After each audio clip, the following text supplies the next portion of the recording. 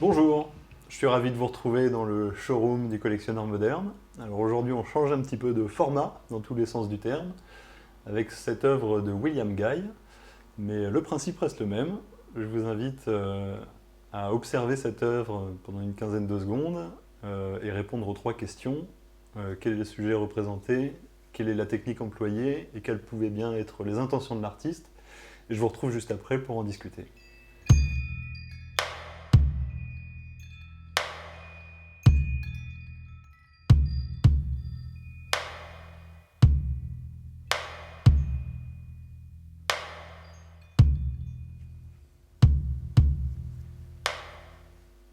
Vous l'avez deviné sans doute, il s'agit d'une scène urbaine dans une ville d'Afrique. Je peux préciser d'emblée qu'il s'agit de la ville de Yaoundé, capitale politique du Cameroun, et que l'échoppe représentée est une menuiserie, on le devine à quelques détails, et notamment ce cercueil qu'on aperçoit derrière les personnages. Un sujet certes peut-être un petit peu funèbre, mais intéressant dans la tradition des vanités ou des memento mori qu'on représentait autrefois pour rappeler aux spectateurs que nous sommes tous voués à mourir un jour. Alors ensuite, comment l'artiste a réalisé cette œuvre?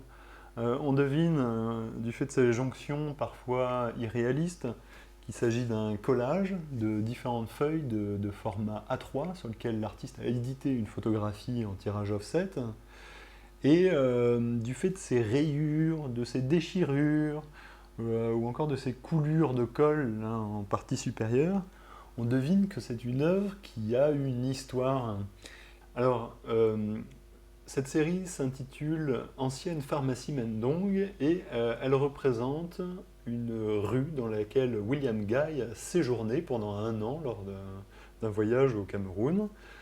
Et lorsqu'il a appris que cette rue allait être entièrement détruite, il a fait le choix de la représenter de manière systématique, en pas chassé et en impliquant chacun des habitants et des commerçants qui y résidaient.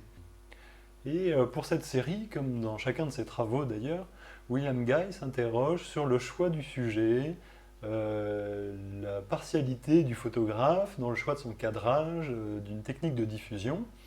Et donc cette prise de vue a nécessité ce qu'il appelle une procédure documentaire.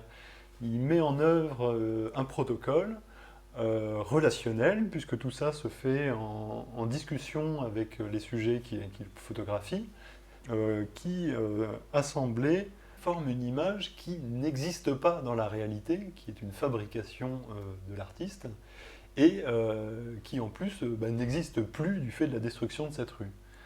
Puis ce travail de composition de l'image se poursuit par la suite au moment de la diffusion, déjà dans la préparation de l'image, puisque ces innombrables clichés sont assemblés sur ordinateur, avec déjà quelques choix arbitraires faits par l'artiste. Puis après, ils sont édités, comme on l'a dit, sur des formats A3, que l'artiste va coller sur des murs de villes européennes, dans une frise qui peut mesurer jusqu'à 100 mètres de long, et par là même, il fait une sorte de délégation auprès du public qui, pendant quelques jours, quelques semaines, intervient sur cette œuvre, déchire certains fragments, ou alors l'œuvre se dégrade du fait des conditions climatiques. Et une dernière étape survient au moment de la recomposition finale de l'image sur un panneau, tel que l'œuvre que vous avez sous les yeux, et qui est une véritable réécriture, d'écriture. L'artiste, en quelque sorte, a épuisé son sujet et son travail de photographie ne s'est pas cantonné à, à capter une réalité, mais à en donner une vision tout à fait unique.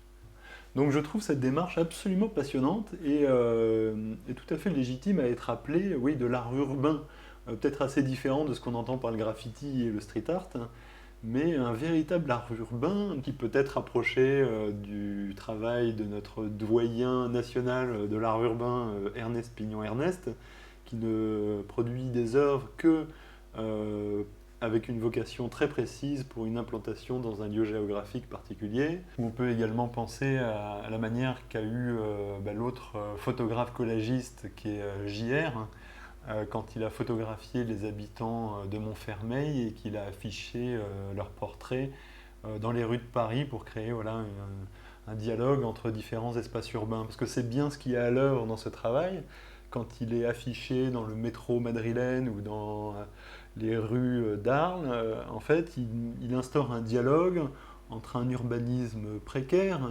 victime d'une urbanisation galopante, et voilà nos rues européennes qui peuvent paraître un petit peu aseptisées ou qui soulèvent en tout cas un débat intéressant sur les manières d'occuper une ville.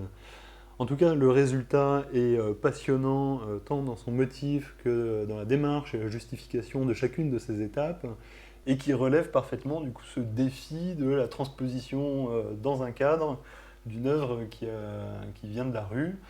Et si cette œuvre vous a intéressé, je vous invite à vous rendre sur la page qui est consacrée à William Guy sur le site lecollectionneurmoderne.com.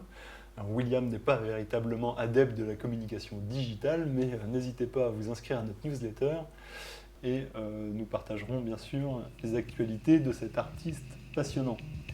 Merci et à très bientôt pour un prochain rendez-vous dans le showroom du collectionneur moderne.